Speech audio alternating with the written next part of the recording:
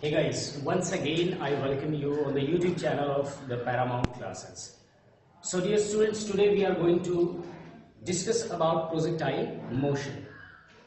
So without wasting any time, let's start the video.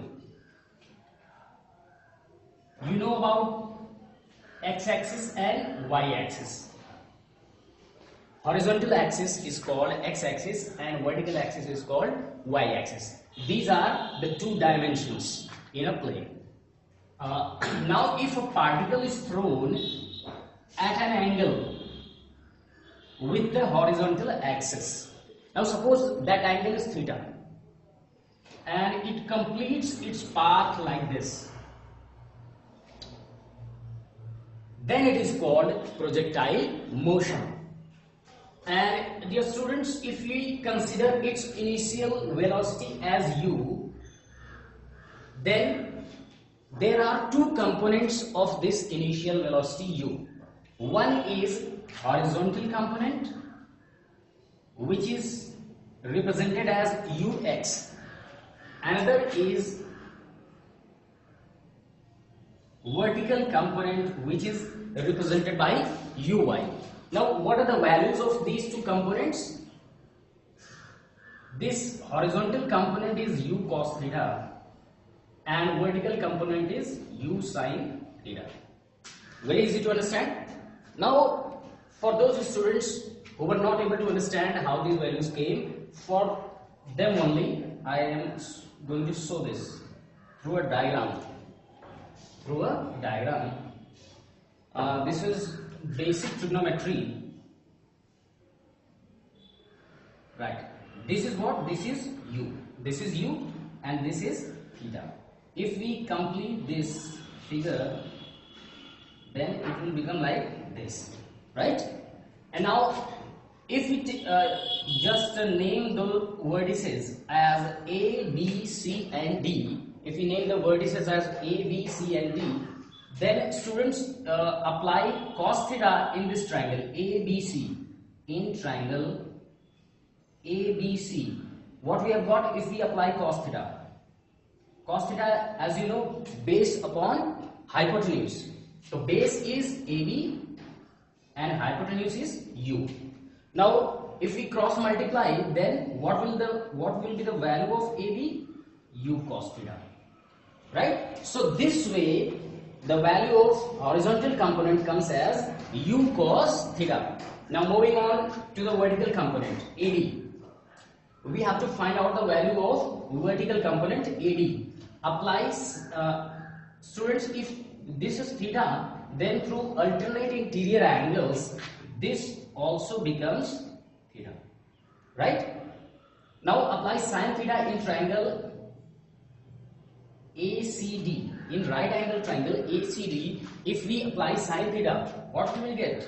Sin theta is P by H, perpendicular upon hypotenuse. And what is perpendicular? The side which is opposite to the angle, which is opposite to theta, is called hypotenuse. So AD is our hypotenuse and AD is our perpendicular, sorry. AD is our perpendicular and hypotenuse is U. Now once again cross multiply and get the value of AD. It is u sin theta. So this is our vertical component and the value is u sin theta. I hope now you have understood. Now let's move on to the main topic. So students, we are talking about projectile motion. And what is projectile motion? If a particle is thrown at an angle with the horizontal axis and it covers a certain distance, then it is called projectile motion. As you can see, its speed along x-axis, its speed along horizontal axis is constant. This speed remains constant throughout its flight. Starting from this point up to this point, this horizontal component of the speed, initial velocity, remains constant. But this varies. Vertical component of initial velocity varies. How it varies? Because an acceleration is working on this vertical component of the initial velocity. And what is that acceleration? Come on, tell me, what is that acceleration? This is acceleration due to gravity. And what is its direction? You already know, acceleration due to gravity always works in the downward direction, but the particle is trying to move along upward direction, hence we will put negative sign. Right, dear students? Okay, so let's talk about time of flight. Time of flight. Now what is this time of flight? Time of flight is nothing but the total time taken by the particle to complete its flight or complete its journey. Right? Now to derive the expression, what we need to do, we need to consider either motion along vertical axis or along horizontal axis. So to find out the time of flight, we will consider motion along vertical axis. Let's start. Initial velocity is u sine theta. No problem with this. Acceleration is minus g. You know this. And what else? Total displacement. Now we are talking about total displacement along vertical axis. The particle is starting, see, the particle is starting to move up to this point, up to maximum height, up to this point, and then again it falls back to the original position. And now you must have studied in displacement that it is a vector quantity, and if a particle comes back to its original position, then total displacement is 0. So we will put total displacement as 0. Now what? Now let us consider the total time taken by the particle as time of flight, capital T. Now dear students, which equation of motion to apply? The question arises, which equation of motion to apply? Now you find out which is the equation of motion that combines all these four terms, all these four quantities, and these are initial velocity, and then acceleration, then displacement, and then total time. So that is second equation of motion. S is equal to ut plus half at square. Now total displacement is 0. Initial velocity is u sine theta. Time is capital T, and this is minus d, so it becomes minus half gt square. Okay. Now moving on from this, this is an equation. Take t common, so it becomes u sine theta minus half gt. Right? Now dear students, you know that product of any two terms or numbers will only become 0 if and only if one of them is 0. Otherwise it will never give the result as 0. So it means either this is 0 or this is 0, but time cannot be 0. We cannot take time as 0 because time has already passed from the starting from the launching of the particle to the finishing of the flight, right? So it means that this part is 0. It means that second part is 0. Now from this, if we solve the equation, take this whole thing to that side, it becomes half gt, and this remains to this side, it becomes u sine theta. Now find out the value of t. This 2 is in division, so it goes to the other side and it gets multiplied. Now this g is in multiplication, it becomes in division part. So here we are getting the value of time of flight, which is 2u sine theta by z. Very easy to understand, I suppose. Right, dear students? So this is all about the derivation of time of flight. Now we are moving on to the derive derivation of that part, that is a maximum height. Okay, let's move on. Maximum height. Okay, maximum height. Maximum height is the maximum height achieved by the particle in its flight. In its flight, the maximum height achieved by the particle is called maximum height, and we represent this by capital H. Now let's find out its value. Again, we are going to consider vertical motion. Why we are going to consider vertical motion? Because maximum height is related with the vertical motion, right? So let's move on. Again, we are having initial velocity along the vertical axis is u sine theta. Now at the highest point, dear students, at the highest point, final velocity becomes 0, right? Final velocity becomes 0, and acceleration is what? Minus g. And we have to find out the total height. H we have to calculate. Now, which equation of motion to apply? Very easy. Find out the equation of motion that combines all these terms, u, v, a and h.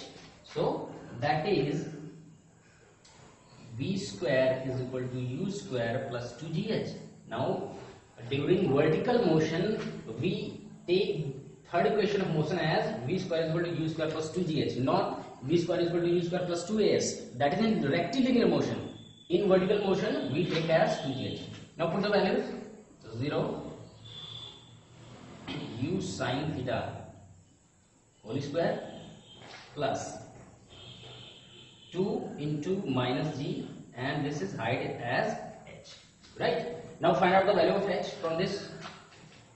This becomes minus, and take this whole term to this side, and it becomes 2gh is equal to, squaring both these terms, u square sine square theta. Now the value of h is u square sine square theta upon 2g, as simple as that. So as you can see, this is very simple. You just need to understand the basic concept. Okay, now we are moving on to the last one, and that is horizontal range. The last one is horizontal range. Horizontal range. What is this horizontal range? It is represented by capital R. Now how can we define this? It is the horizontal distance covered by the particle throughout its time of flight. In its time of flight, horizontal distance covered by the particle is called horizontal range. Now this is related with the horizontal motion. So we will consider horizontal motion. And what we are having? We are having speed along horizontal axis ux, u cos theta, and time, we have got time, and that is time of flight, and we have already find out the value 2u sine theta upon g, and we need to find out the distance r, that is horizontal range. Okay, once again I will remind you students that if speed remains constant, if there is no acceleration or retardation, we apply this formula: distance is equal to speed into time. Speed into time. If there is no acceleration, the particle is moving with a constant velocity, then we can apply this formula directly. So speed is u cos theta, and time is 2u sine theta upon g, right? And now the value of r, we have got u into u is u square, and we take this as 2 sine theta cos theta upon g. Okay students, now this becomes r is equal to u square sine 2 theta upon g. How it becomes? Because in trigonometry we know that sine 2 theta is equal to 2 sine theta cos theta. you must have studied in trigonometry in class 9th and 10th. This property, this identity you must have studied. So now we have derived all the three expressions for time of flight, maximum height and horizontal range. So now I suppose this is clear to you all. Okay. Now there is one more very important point, and that is regarding the horizontal motion and vertical motion of a particle.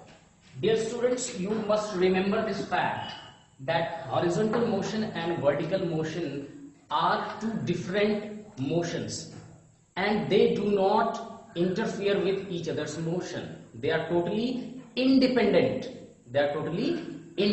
Horizontal motion and vertical motion. Motion along horizontal axis and motion along vertical axis is totally independent from each other. Right? This is very important concept, and you will need this concept when you will be going to solve those